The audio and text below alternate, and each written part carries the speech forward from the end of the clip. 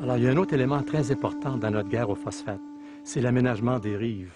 On va aller voir, dans une situation particulière, quelles sont les solutions pour réaménager une berge de telle sorte que la bande riveraine protège le lac contre les phosphates. Mais Jean-Marc, c'est beau ici. Oui, c'est beau, c'est même très agréable. Il y a un problème majeur, cependant. C'est que le gazon qui est là, dans la bande riveraine, n'agit pas comme un bouclier efficace pour protéger le lac contre les phosphates. Le gazon a plusieurs défauts. D'abord, avec ses petites racines, il ne bouffe pas le phosphate qui circule. Et c'est ce qui devrait se faire normalement. En plus, l'autre surface glisse sur le gazon et l'autre surface contient des phosphates qui s'en vont directement dans le lac. Et finalement, le gazon, une fois décomposé, il devient lui-même du phosphate. Alors, il se dirige vers le lac et qu'est-ce qui arrive? Un apport de phosphate à nouveau dans le lac. C'est vraiment dommage parce que le gazon, même si c'est très beau, ça ne devrait pas avoir sa place dans la bande riveraine. Alors, ce qu'on va faire ensemble, c'est qu'on va aller rencontrer Benoît Bertrand, la pépinière rustique à Saint-Adolphe d'Howard, et lui va nous montrer comment on peut réaménager un terrain. Et je pense que ici, c'est un bel exemple sur lequel on peut travailler. On y va? Oui. Bonjour Benoît, ça va bien? Merci. Bonjour Jean-Marc. Oui, je te présente Marie-Kim. Bonjour Marie-Kim. Comment on peut aménager une bande riveraine comme celle-ci? Ben, c'est très simple. La première chose qu'il faut faire, c'est de laisser pousser la pelouse. En faisant ça, ça va permettre à toutes sortes d'espèces indigènes qui sont déjà présentes naturellement dans la pelouse, des herbacées, des arbres, des arbustes, de reprendre leur place parce qu'ils ne pouvaient pas le faire avant parce qu'on tondait la pelouse. Donc ça va recréer une bande riveraine de façon tout à fait naturelle, sans aucun effort. Pour ce faire, on va utiliser des espèces indigènes qui, idéalement, sont indigènes du lac Théodore et qui sont typiques du milieu riverain. En faisant ça, Benoît, je pense qu'on accélère le processus de protection du lac. De beaucoup. C'est sûr qu'on va gagner plusieurs années. Et en plus de ça, ça va nous permettre aussi de choisir des espèces qui ont un certain intérêt ornemental, tout en étant indigènes, et aussi de choisir des espèces qui ont une croissance limitée pour ne pas nous cacher la vue. Ah, ça, c'est important. Je vous ai d'ailleurs apporté quelques exemples d'arbustes qu'on pourrait utiliser dans un cas comme celui-ci. Je vous les présente. J'en ai 3 espèces comme ça. Ce sont ici l'aspirée à large feuille qui donne une floraison comme celle-là dans le milieu de l'été. Et ce qui est intéressant, c'est que sa croissance ne va pas dépasser cette hauteur-là. Donc on parle d'1 mètre, 1 mètre 25. Est-ce qu'il y en a qui produisent des petits fruits pour attirer les oiseaux? Oui, tout à fait. En plus des fleurs, on peut aussi, la plupart des arbustes vont aussi produire des fruits, parfois même une coloration automnale. Donc, on peut jouer là-dessus pour s'assurer d'avoir un intérêt ornemental tout au long de la saison. En planifiant notre plantation, on peut utiliser des espèces indigènes qui vont nous donner une floraison à partir du milieu du mois de mai, aller jusqu'au milieu d'octobre, en plus d'avoir des fruits, en plus d'avoir une coloration automnale. Et ça résiste à l'hiver? Tout à fait. Ce sont des plantes qui poussent de façon naturelle ici, dans notre région. Un muret de pierre comme celui-ci peut-il causer des problèmes? Le principal problème avec les murets de pierre au bord de l'eau, c'est que ça va causer un réchauffement exagéré des eaux de surface. Le béton et la pierre accumulent la chaleur du soleil pendant le jour et vont la redistribuer par rayonnement infrarouge pendant 24 heures par la suite. Donc, l'eau va se réchauffer excessivement et ça, c'est néfaste pour la faune aquatique. Et en plus, ça encourage la croissance d'algues et de plantes aquatiques.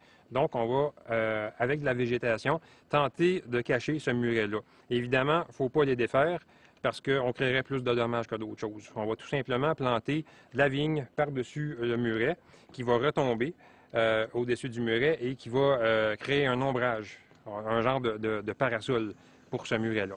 La bande riveraine bien végétalisée pourrait se résumer à 4 F. Les bienfaits sont freiner l'érosion, filtrer les polluants, rafraîchir l'eau et créer un habitat pour la faune.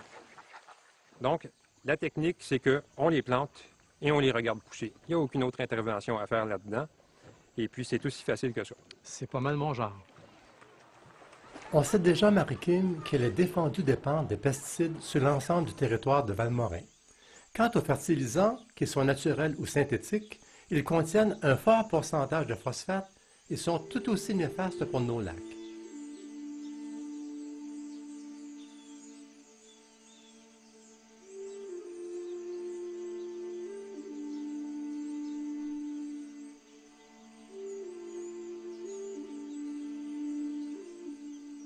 Les installations septiques gèrent les bactéries pathogènes, mais ne filtre pas les phosphates, dont ceux contenus dans les détergents vaisselle qui contribuent jusqu'à 20% du phosphore déversé dans les lacs par les habitations.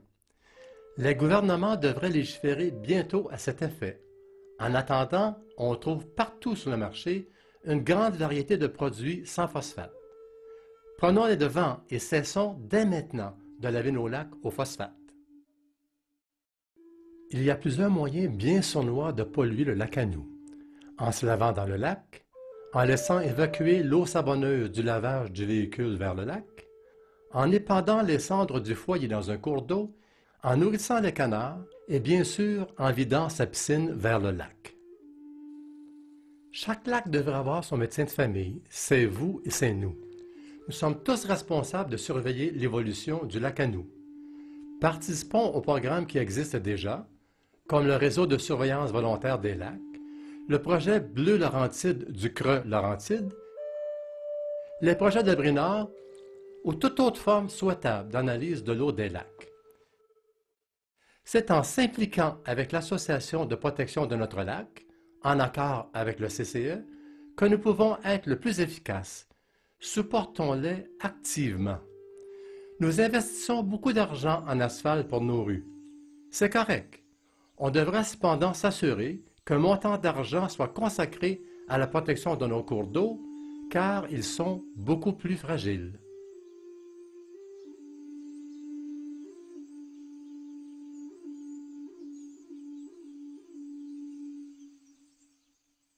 Alors, tu vois, Marie-Kim, on vient de recevoir de précieux conseils sur la manière de protéger nos lacs et notre environnement.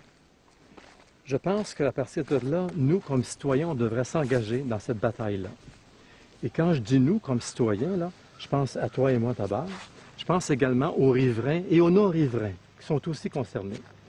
J'ai l'impression qu'en faisant ça, là, on va poser des gestes pour les générations futures. Alors, le lac à nous, c'est notre plus grande richesse. C'est nos 21 lacs, c'est notre responsabilité. À partir de là, on s'engage tous les deux là, à protéger nos lacs? Oui. Bien, merveilleux. Je comprends mieux le message. Pour protéger nos cours d'eau, il ne faut pas changer l'eau, il faut changer l'homme. Maintenant, je pense que c'est à nous d'agir. J'embarque avec toi.